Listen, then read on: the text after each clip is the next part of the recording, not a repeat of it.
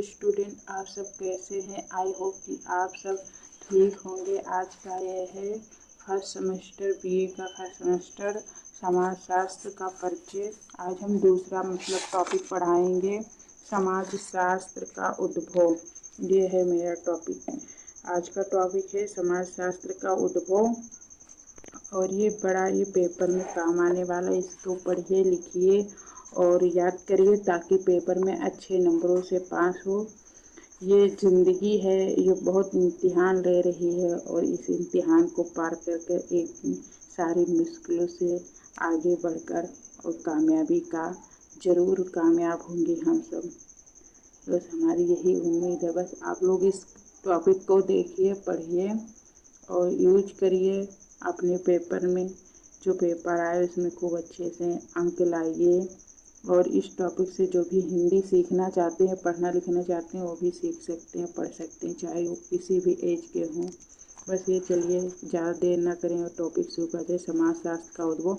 जैसे कि हम ऊपर कह चुके हैं कि मानव समाज के साथ ही समाजशास्त्र का भी उद्भव हुआ है। फिर भी मानव समाज का व्यवस्थित अध्ययन, जिसको कि हम समाजशास्त्र के अध्ययन के क्षेत्र के अंतर्गत रखते हैं, एक आधुनिक धारणा है जिसका जन्म आज लगभग एक शताब्दी पहले हुआ है। बर्टोमोर ने लिखा है, लोगों ने हजारों वर्ष से उन्हें समाजों और समूहों का अवलोकन और चिंतन किया है जिसमें वे रहते हैं। फिर भी समाजशास्त्र एक आधुनिक विज्ञान है और एक शताब्दी से पुराना नहीं है। अगस्त कॉम्ट ने विज्ञानकों के वर्गीकरण में, जिसे उन्होंने स्वयं किया, समाजशास्त्र को सबसे कम साधारण तथा अत्यधिक जटिल बताते हुए तार्किक और तथ्यपरक दृष्टिकोण से दूसरे विज्ञानों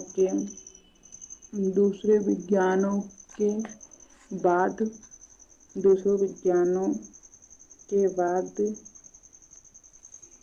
बाद में रखा है। प्रसिद्ध मानवशास्त्री रेडक्लिफ ब्राउन ने भी लिखा है कि समाजशास्त्र का विज्ञान अभी भी अत्यंत शैशवावस्था में है। इसके पहले कि हम आधुनिक समाजशास्त्र जिसका जन्म कॉम्टो के द्वारा हुआ पर प्रकाश डाले, यह आवश्यक तथा न्यायसंगत होगी कि हम उन सभी सभ्यताओं तथा युगों के दार्शनिकों, धार्मिक शिक्षकों तथा विधायकों की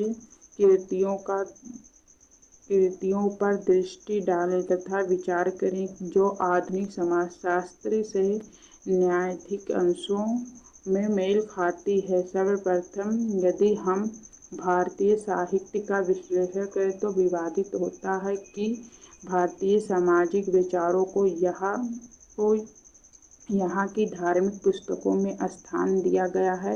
वैदिक साहित्य में समाज और सामाजिक विचारों के बारे में अनेक धारणा प्रस्तुत की गई हैं। चूँकि व्यक्ति को समाज में रहना है, अतः उसे समाज के अन्य सदस्यों के साथ किस प्रकार व्यवहार करना चाहिए आदि बातों का अध्ययन और चिंतन हमारे समाज में शुरू से ही होता रहता है। एक व्यक्ति का कल्याण तभी संभव है जब समस्त मानव समाज का कल्याण होगा। वैदिक साहित्य में मनुष्य को एक सामाजिक प्राणी कहा गया और उसे सामूहिक जीवन व्यतीत करने के लिए कहा गया है। व्यक्ति का अंतिम उद्देश्य मोक्ष की प्राप्ति बताया गया है, जिसकी संभावना तभी हो सकती है जबकि व्यक्ति अपनी इच्छाओं की पूर्ति कर ले। दूसरे शब्दों में कहा जा सकता है कि जब उनसे अनेक ऋग्वेद, मातृऋण तथा पितृऋण से मुक्ति मिल जाए। इन इच्छाओं की पूर्ति तथा विभिन्न ऋणों से मुक्ति तभी हो सकता है जब उसे अन्य सामाजिक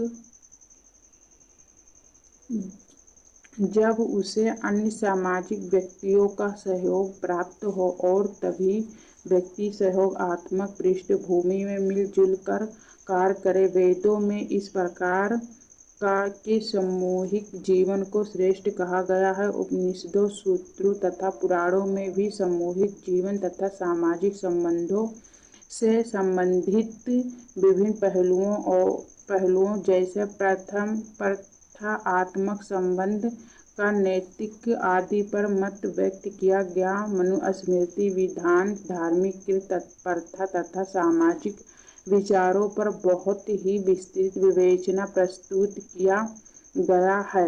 शुक्राचार्य ने अपने नीति शास्त्र में नैतिक के अतिरिक्त समाज के सभी पहलुओं जैसे आर्थिक, राजनीतिक तथा सांस्कृतिक आदि के अलग अलग लगभग महत्व को बताकर उनके सामाजिक महत्व पर प्रकाश डाला है। कौटिल्य का अर्थशास्त्र भी समय के एक सर्वोत्तम कृत्य है जिसमें राज्य, समाज, जनता तथा राज्य के सभी पहलुओं का उल्लेख है। अकबर के शासनकाल में अबुल फजल द्वारा रचित आईन अकबरी एक ऐसी कृति है जो उसके राज्य के समस्त सामाजिक पहलुओं पर, यहाँ तक कि हिंदू विधवा विधान पर भी विवादित प्रकाश डालती है। इसके द्वारा उस काल के सामाजिक संबंधों का पूर्व ज्ञान प्राप्त हो जाता है।